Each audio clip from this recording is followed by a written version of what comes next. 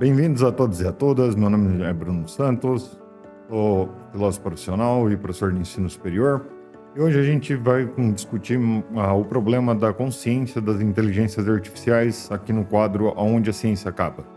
Mas antes disso, deixa aí o seu comentário, sua curtida, se inscreva no canal, não se esqueça disso. Mais da metade das pessoas que me assistem não são inscritas no canal.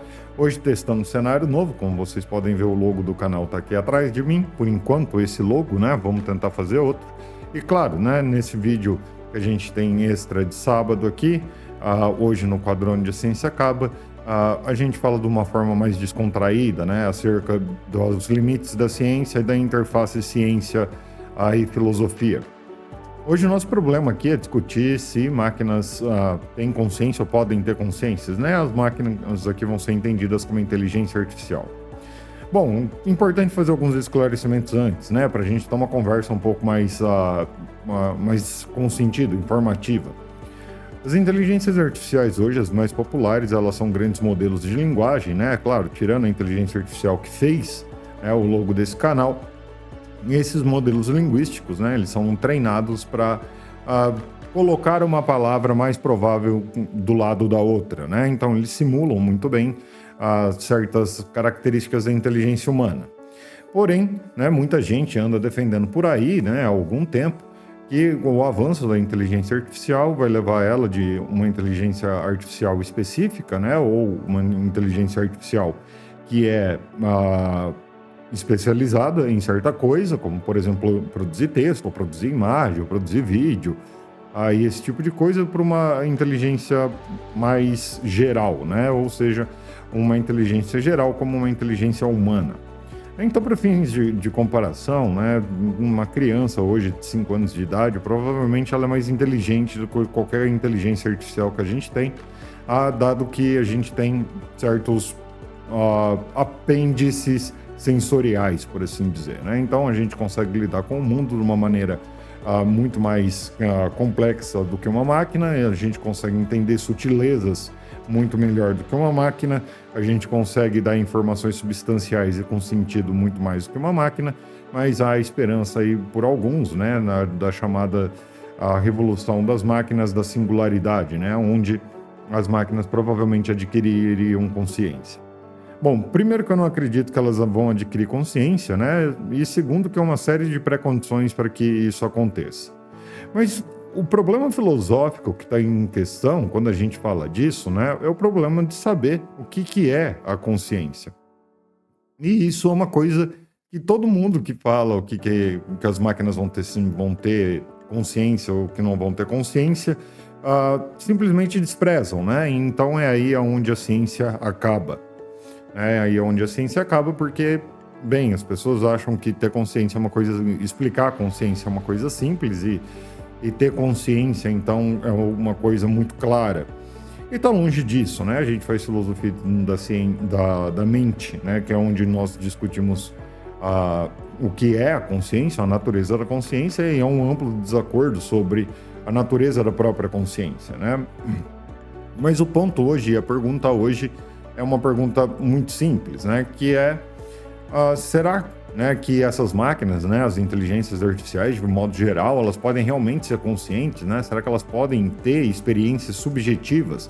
Porque, repara, qualquer ser humano normal, ou seja, com um aparato cognitivo em ordem e esse tipo de coisa, ele pode ter experiências sensoriais e experiências subjetivas fortes, ou bastante claras. Qual é o ponto, Se você for picado por uma abelha, por exemplo, você sente dor. Dor é um estado interno, que você tem acesso em primeira pessoa, ou seja, só você tem acesso, a não ser que você seja o professor Xavier dos X-Men ou a Jean Grey dos X-Men, você não tem acesso a qualquer estado interno de qualquer outra pessoa. O que máximo que você tem acesso é o que as pessoas relatam que elas estão sentindo, o que está se passando internamente a elas. O pensamento, a gente tem acesso ao pensamento humano, teoricamente, através, por exemplo, da fala, Então, as pessoas falam aquilo que elas estão pensando, Então, mais ou menos, a gente tem acesso a esse tipo de consciência, ou a essa parte da consciência dos seres humanos. Então, um ponto aqui é a gente discutir se as máquinas podem ou poderão, né, ter experiência subjetiva. Então, para responder isso, a gente tem que entrar numa questão bastante profunda da filosofia contemporânea, né, que é o problema da consciência. E o problema da consciência ele foi dividido em dois, tá? Que é o problema da consciência fácil com o problema da consciência difícil.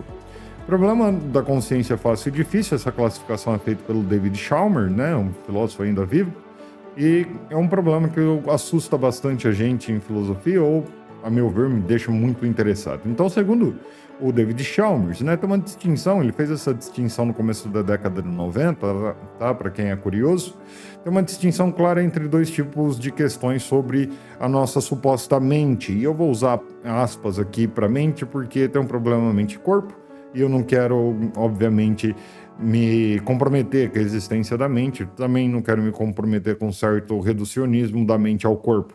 Esse é um problema em separado, a gente pode fazer um vídeo sobre isso. E falando em vídeos sobre isso, tá? Como esses vídeos aqui onde a ciência acaba, eles são vídeos um pouco mais soltos, né? Ou às vezes um pouco mais sérios, como foi com o professor Luciano. Então, se você não viu, veja, né, o vídeo sobre a ética da desextinção dos animais. Vocês podem colocar aí nos comentários sugestões, né, do que vocês gostariam que um filósofo opinasse, ou falasse sobre. A gente pode falar sobre coisas atuais. Não é meu intento fazer esse canal ser um canal de pauta quente, né, de falar de coisas que estão acontecendo agora no mundo, mas quem sabe a gente não pode fazer isso, né, falar sobre coisas que estão acontecendo no mundo, ou seja, eu dar lá meus dois pitacos sobre essas coisas que estão acontecendo no mundo. Mas voltando ao assunto, depois desse parênteses maluco, né, e desculpe falar tão rápido assim, é que eu gostaria que o vídeo ficasse um pouco curto e vocês sabem que eu falo demais. Os problemas, então, da consciência são divididos em problemas fáceis, ou o problema fácil da consciência e o problema difícil. O problema fácil diz respeito a certas funções cognitivas que nós podemos, né, em princípio, explicar com neurociência, com ciência do computador, do nosso cérebro, do nosso funcionamento cerebral, e modelos provavelmente computacionais, né? Então, a gente pode explicar, por exemplo, como que um cérebro reconhece os rostos das pessoas, ou como ele processa os sons, ou como a gente toma decisão, ou como a gente enxerga certas coisas, né? Já o problema difícil da consciência, isso é outro nível, e esse é um problema que afeta a discussão se inteligências artificiais podem ser conscientes ou não. É a pergunta, né? Por que existe algo que é ser alguém por dentro, né? Ou seja, quando a gente pensa em nós mesmos, a gente se reconhece enquanto um eu, né? Enquanto um ser separado, dotado de certa identidade. Então, esse ser por dentro seria a nossa vida interna, né? De como a gente tem acesso a certos estados e certas crenças que outras pessoas não podem ter, né? Então, o estado da dor, por exemplo, é o estado paradigmático disso. Então, você se fura, por exemplo, né? E simplesmente tem um estado interno que ninguém mais tem acesso, isso faz parte, né, do seu ser. Para pessoas que têm doenças crônicas, por exemplo, uma dor que não para, por exemplo, esse estado interno parece fazer parte, então, de alguma coisa que é você, seja lá o que você for, né? Então, é claro, saber o que a gente é, né, o que constitui o eu, né, o self, o ser interno, é um problema bastante difícil de responder. Então, a pergunta por que temos essa experiência interna, né, ou um sentir interno, um eu que vive as coisas, né? Então a gente não é algo que simula as coisas, a gente não é algo que aparenta sentir coisas, né? Nós parecemos sentir coisas. Esse é o problema difícil. Ou seja, como a gente explica esse eu interno, esse ser interno nosso. E esse ser interno nosso é um bicho bastante estranho se vocês pararem para pensar. Vários animais devem dividir essa característica com nós, né? Animais não humanos devem dividir essa característica com nós. Na verdade, grande parte deles devem dividir essa característica, que é ter essa percepção desse ser interno, ou ser parte desse ser interno, ou esse ser interno ser parte da gente. Vocês podem colocar isso do jeito que vocês quiserem, porque é uma pergunta difícil, um tanto quanto abstrata, não sei vocês, mas é um negócio que me torce a cabeça às vezes. Então, me parece muito relevante a gente fazer esse tipo de discussão, mas não é isso que eu quero discutir hoje, né? Qual é a resposta para essa pergunta, né? Que é o problema difícil da consciência, né? Que a gente parece ser um ser. Então, para a gente entender esse problema melhor, né? Não quero que vocês imaginem, por exemplo, duas máquinas idênticas, né? Então, uma é um ser humano, ou seja, nós somos uma máquina em certo sentido, né? Porque nós fazemos processamento de informações, né? Nós agimos mecanicamente no mundo e esse tipo de coisa. Eu sei que a analogia é um pouco fraca, tá? Não quero dar uma de Thomas Hobbes aqui, que eu queria dar explicações praticamente mecanicistas dos seres humanos. Mas imagine então um ser humano e uma inteligência artificial, né? Que simula perfeitamente esse comportamento humano. Então vocês podem recorrer a filmes aí para fazer essa imagem mental, como por exemplo Eu, Robô, né, onde teoricamente o robô simula praticamente perfeitamente o comportamento humano, ou qualquer outra obra de ficção científica, diga-se de passagem, eu gosto muito, onde há robôs que simulam, né, o nosso comportamento.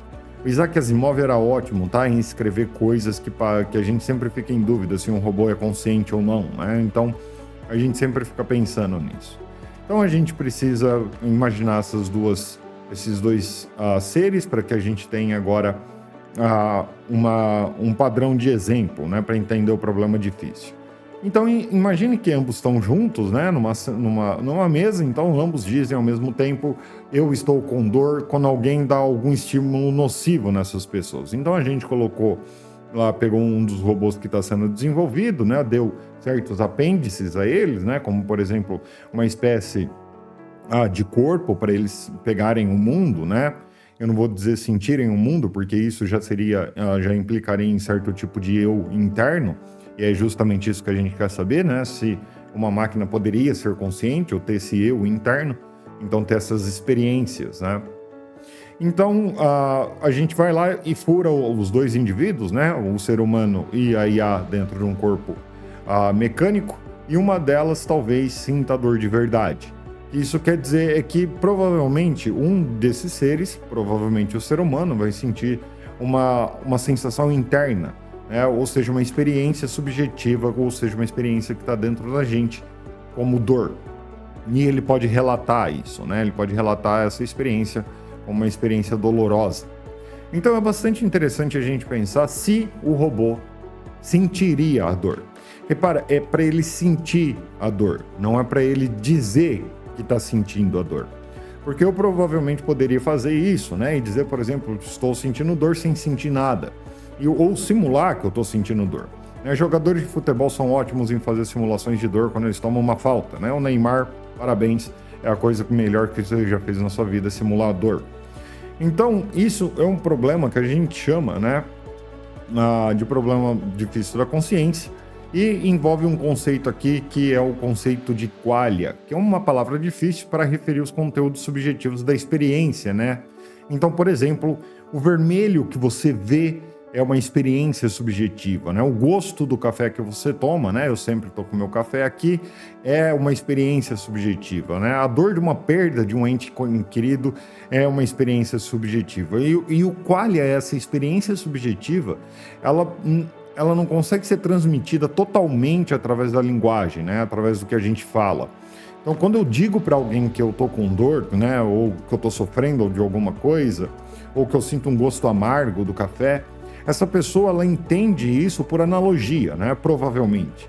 Isso quer dizer que os outros seres humanos entendem o que está se passando internamente a você, porque eles também têm uma vida interna. E eles supõem, né, que essas vidas internas, elas são análogas, né? Ou parecidas, ou similares o suficientes. Então, tem um resquício de experiência que a gente não conseguiria nem colocar em palavras, né? A gente não consegue transmitir a experiência como um todo. Então essa experiência não pode ser transmitida proposicionalmente, como a gente poderia dizer. Então, as pessoas só sabem o que está passando dentro de você, né? Se você relata isso, e mesmo relatando isso, parece que a gente não transmite, né, a informação inteira. Então essas experiências subjetivas, elas parecem ser de um tipo diferente, né, do resto das nossas experiências. Então o problema difícil para fechar, né, o exemplo, é de explicar por que que o processamento de informações que a gente tem, então a gente recebe um estímulo, né, ou seja, uma informação, a gente processa isso dentro do nosso cérebro barra mente, e isso leva à experiência consciente, né? Obviamente, se é que leva. Então você tem uma experiência consciente disso. Então você consegue relatar isso. Então ter consciência da tua própria consciência, né? Às vezes a gente chama isso de senciência.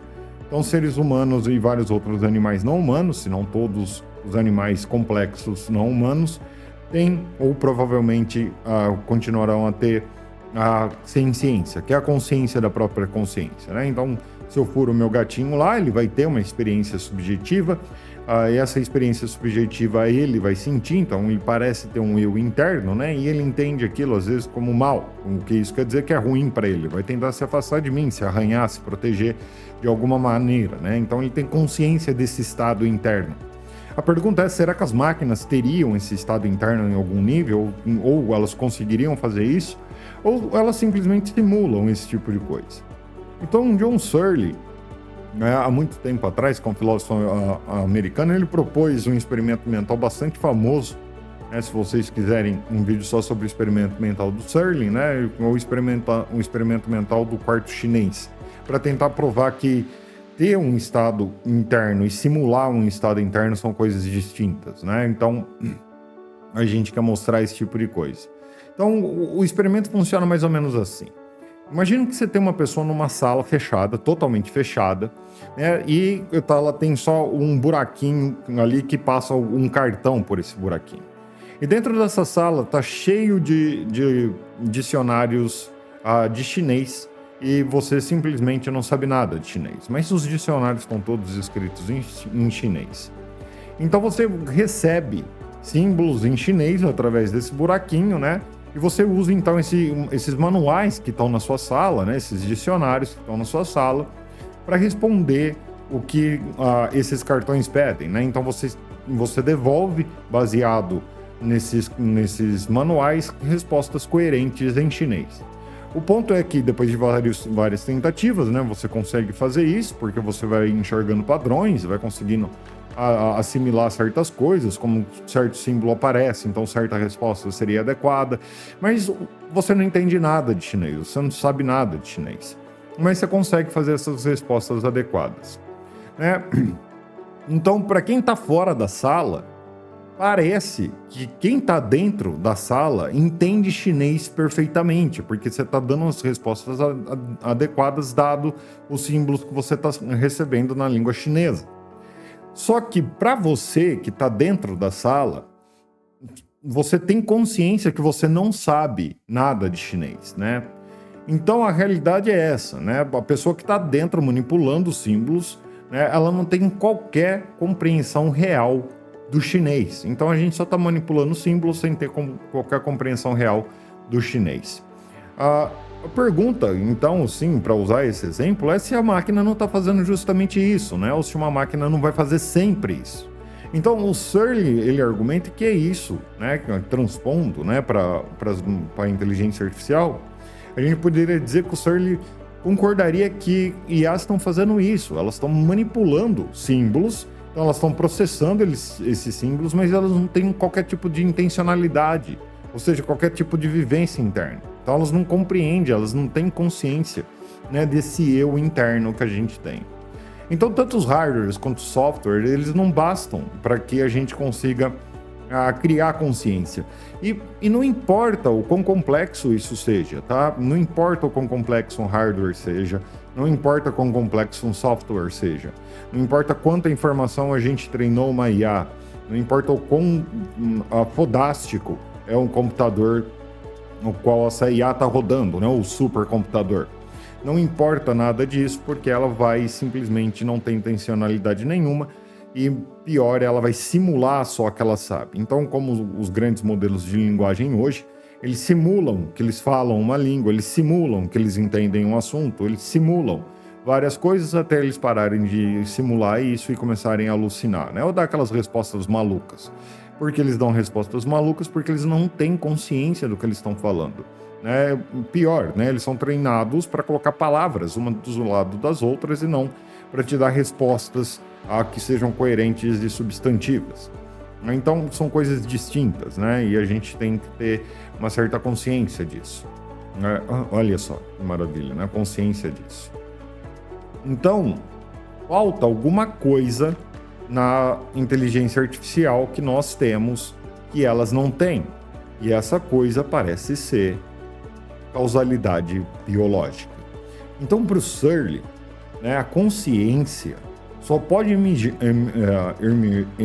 né, ou seja, surgir de sistemas com propriedades neurobiológicas específicas.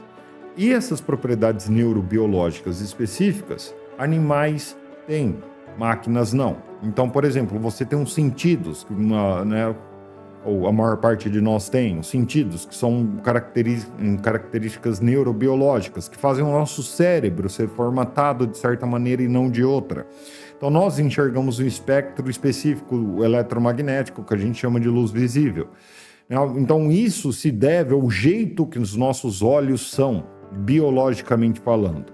O que ajuda a configurar um cérebro como a gente tem.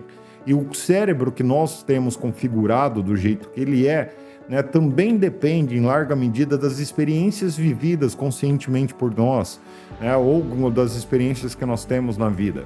Então há uma mudança, né? Nós temos esse aparato biológico que consegue captar informações. Ah, professor, e se a gente tivesse isso em máquinas? Quer dizer, se a gente fizesse as máquinas sentirem coisas como a gente sente, né, através dos nossos sentidos, né? Se a gente colocasse receptores nas máquinas que fizessem elas sentirem o mundo, o quente, o frio, o doce, o amargo, né? Mesmo assim, não é só esses sentidos que seres humanos têm. A gente costuma falar dos 5 sentidos, né, clássicos, principalmente em filosofia, né, que vem uma coisa lá da modernidade, né? Então você tem o olfato, paladar, audição, visão, e por aí vai. Mas a gente tem mais sentidos do que isso. Por exemplo, a própria sensação de espaço que eu estou tendo agora, né? Então, o posicionamento do meu corpo, eu tenho esse sentido, eu consigo entender isso de certa maneira. Mesmo que a gente dê isso à máquina, ela talvez não crie o mundo interno dela, né? Porque a nossa criação no mundo interno depende, então, de certas características neurobiológicas que nós temos. Então, nós sentimos o frio ou o calor de um jeito.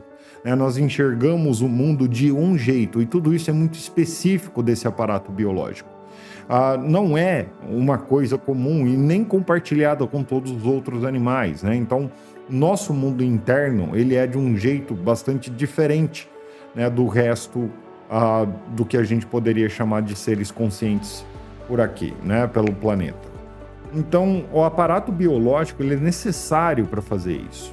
Então, nem a inteligência artificial mais avançada que produza, né, ou simule certas emoções, como, por exemplo, né, a emoção do sofrimento, ou a emoção do amor, né, ou a emoção do luto, ela pode ter consciência, porque isso depende de um certo aparato biológico que a gente compartilha em certa medida com animais não humanos, né, com maior ou menor grau, né, mas a gente compartilha e as máquinas não podem ter isso. Então, mesmo que eu coloque esses apêndices nas máquinas, elas não vão sentir coisas como nós sentimos dado o nosso mundo interno, né, que tem um conjunto de crenças que nos leva a ter certas sensações e certos sentimentos que são muito específicos nessa vivência do ser interno que nós temos.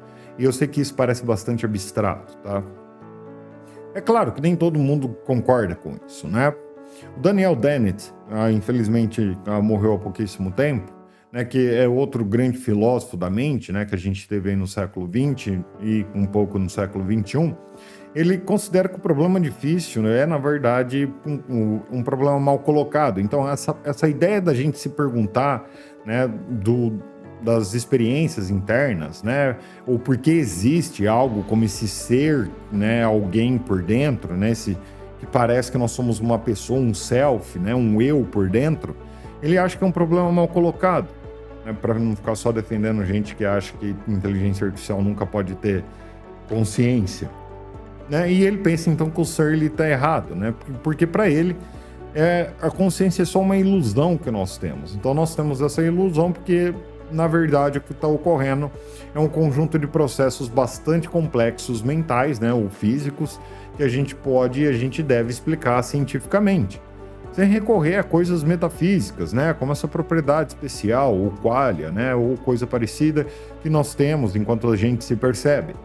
Então, dessa maneira, né, para o Daniel Dennett, essa neurociência só não chegou lá. Que isso quer dizer que a gente só não conseguiu ainda explicar suficientemente bem o que é esse bendito desse ser interno através da ciência. Então não tem nada de especial que a ciência não conseguiria medir e talvez que a gente não conseguisse reproduzir com o tempo, né? Ele propõe, né, então uma abordagem, o Daniel Dennett, que a gente chama de abordagem da intencionalidade de ordem superior. Então ele defende que a consciência emerge de um sistema suficientemente sofisticado em termos computacionais e funcionais. Então, se a gente colocar uma inteligência artificial suficientemente complexa, né, e bastante sofisticada num corpo, né, que tem apêndices, por exemplo, né, que consiga sentir o ambiente, consiga andar, né, se mexer sozinha, esse tipo de coisa, com bastante sofisticação, né, fazendo movimentos, por exemplo, que são bastante complexos, né, do ponto de vista humano, ou do ponto de vista biológico, e a gente colocar tudo isso, vai surgir uma consciência. Então, uma IA altamente sofisticada, né, ou seja, a IA generalista, né, ou num corpo, ela provavelmente teria consciência, segundo o próprio Daniel Dennett, né? Então, o que a gente chama de qualia no final, né, que é esse ser interno, essa experiência subjetiva que nós temos de nós mesmos, né, é para ele, então, uma construção que a gente tem, né, de uma existência objetiva independente. Então, a gente constrói essa visão para entender a nossa existência objetiva, né, independente. Então, não tem essa luz interior, né, essa coisa que é nossa, essa vida interna, que é mágica, né, que ilumina, então, a nossa mente. O que tem, no final das contas, para o Daniel Dennett são apenas processos. Então, o que a gente está fazendo é recebendo informação aqui através dos nossos apêndices, né, dos olhos, das mãos e por aí vai, através de relatos de terceiros, e o que sobra, no final das contas, então, são processamentos no nosso cérebro, ligações que a gente está fazendo aqui, que são mentais ou físicos, né, barra físico. De novo, não quero me comprometer com a distinção mente-corpo. O que parece bastante estranho da gente pensar, né, que a gente é, na verdade, uma máquina biológica de computação. Um apêndice. É isso. Tá. No máximo dá para fazer esse tipo de coisa. Então eu quero que vocês pensem aí com o botão de vocês, né? Quem que tá correto, né? Quer dizer, o John Searle realmente prova que há ou prova não, ou dá evidências, boas evidências para um problema difícil da consciência, né? Ou seja, que há uma diferença entre, então, uma vida interna, né, ou um ser interno rico, né, o que a gente chama de qualia, essas experiências subjetivas, né, que não podem ser comunicadas inteiramente através da linguagem, né, e as máquinas simplesmente simulam isso, ou podem, no máximo, simular, dado que essa experiência interna e a subjetividade interna surge apenas de sistemas biológicos, ou o Daniel Dennett, né, tá com a razão, olhando do ponto de vista que nós somos seres que processam, né, e criam essa ilusão desse self, ou desse eu interno, dessa vida subjetiva, experiencial interna, e isso é praticamente só ilusório. É uma ótima discussão, né? Então, se uma IA, para continuar e concluir a parte do Dennett, né, tem uma funcionalidade, ou terá no futuro uma funcionalidade equivalente, né, de um ser humano, então a gente deveria atribuir consciência para ela, pelas mesmas razões que a gente atribui consciência para outros seres humanos. Porque outros seres humanos, se a gente for só uma máquina de processamento com apêndices, né? Se a gente for só isso e a gente tem consciência, então a gente deveria atribuir consciência para outras máquinas. E não me venham aqui com o teste de Turing, tá? Porque o teste da máquina de Turing, ele não funciona aqui para saber se uma máquina tem consciência ou não.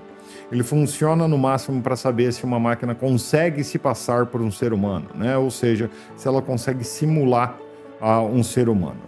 No máximo é isso que ela consegue fazer, o teste de Turing, e várias máquinas conseguem passar pelo teste de Turing e elas não parecem ter consciência. É simular o comportamento ou respostas humanas, né? No caso da máquina de Turing, do teste da máquina de Turing, é diferente de ter esses comportamentos, né? Ou seja, de ter a consciência e a intencionalidade de ter esses comportamentos. Então a gente consegue fazer coisas que são muito diferentes do que uma máquina faz, pelo menos hoje em dia, né? A gente consegue entender sutilezas, expressões faciais, né?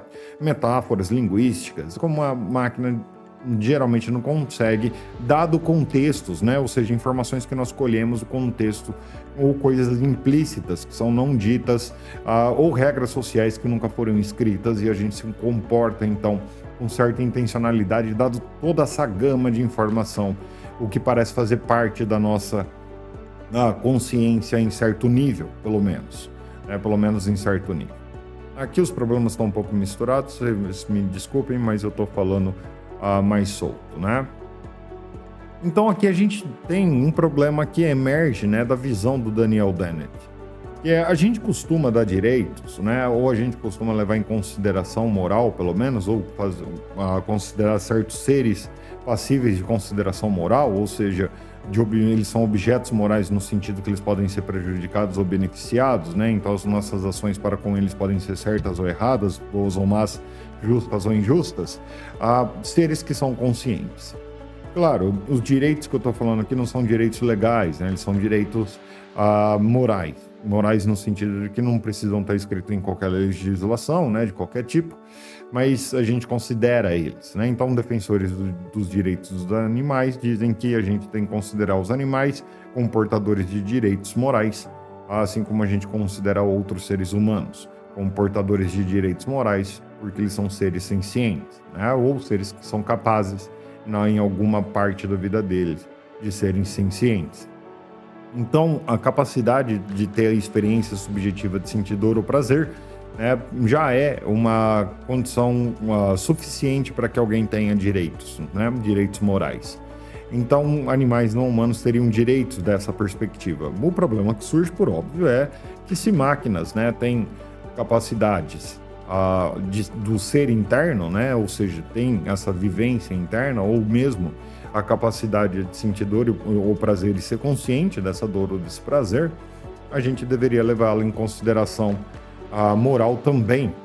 Então a pergunta que fica, né, é que se a gente criar máquinas que realmente sentem ou que tenham esse mundo interno, supondo que esse mundo interno existe de certa maneira, né, ou seja, negando a posição de que esse mundo interno não existe, ou mesmo supondo que esse mundo interno é só uma ilusão, mas supondo então que as máquinas conseguem, né, ter a mesma coisa que nós temos de mundo interno, ou da ilusão do mundo interno, se assim for, né, se o Daniel Dennett tiver com a razão, a gente não deveria dar direitos para elas também? Ou seja, quando a gente for tomar uma decisão e que envolva uma máquina dessa, a gente não deveria levar em consideração os interesses dessa máquina? Como a gente leva em consideração os interesses, ou deveria levar em consideração os interesses de outros seres, né? Como a gente leva em consideração, na maior parte das vezes, só dos seres humanos, né? Mas a gente deveria levar em consideração dos animais não humanos também. Isso não conferiria às máquinas, então, direito? Então a gente não deveria pensar na moralidade, por exemplo, de desligar uma máquina dessa? Isso não seria a mesma coisa do que tentar matar essa máquina? Então seria moralmente permissível a gente desligar ela ou negar a ela qualquer direito? Então, se uma inteligência artificial no futuro, né, geral, ela puder sofrer, mesmo que de uma forma diferente dos seres humanos, ou ligeiramente diferente, isso vai importar realmente moralmente? Então, muitos dos filósofos e dos cientistas que discutem isso, principalmente os filósofos que discutem, né, os cientistas não estão muito lá querendo discutir questões éticas, como sempre, eles estão sempre tentando levar certas hipóteses a sério.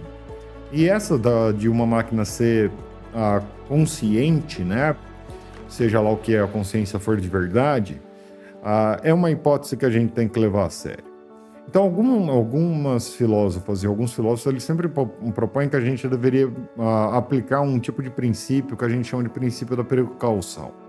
Porque se há a possibilidade não desprezível de consciência, a gente deveria tratar as máquinas, então, de uma maneira moral, da mesma forma que a gente trata os animais sencientes, tanto os animais humanos quanto os animais não humanos. E o princípio da precaução nada mais é do que um princípio de prudência, né? Isso quer dizer que é prudente para a gente tratar elas assim, mesmo não tendo certeza absoluta, né, de que algo é consciente ou não. Então, para a gente encerrar essa conversa, que já deu um monte de tempo, né, eu não consigo ser uma pessoa sucinta, né, eu acho que eu sofro da síndrome do pirula. No fim, né, a pergunta que fica é a seguinte, né, será que as máquinas podem ser conscientes, né, as IAs podem ser conscientes? E essa não é uma pergunta só científica, e aqui é que a ciência acaba, né? A ciência acaba aqui justamente porque a pergunta é profundamente filosófica. A pergunta não é sobre só a natureza do que é a consciência, claro, essa é a pergunta essencial que a gente tem, mas seja lá o que for a consciência, será que as máquinas poderiam ter isso, né, que nós temos, ou que nós pelo menos projetamos que temos, né, e que os outros animais não humanos também têm, ou parecem ter, né, parecem demonstrar? A ciência acaba, então, quando os cientistas criam máquinas, configuram essas máquinas com processos que às vezes até eles mesmos não entendem, como, sei lá, deep learning, né, redes neurais e por aí vai, e eles não têm certeza do que eles estão fazendo, se eles estão criando uma consciência que pode ser passível de respeito moral ou de consideração moral no mínimo. E a ciência acaba então quando alguém vai aos jornais ou escreve artigos científicos falando que máquinas podem ter consciência sem ter a mínima ideia do que a consciência é.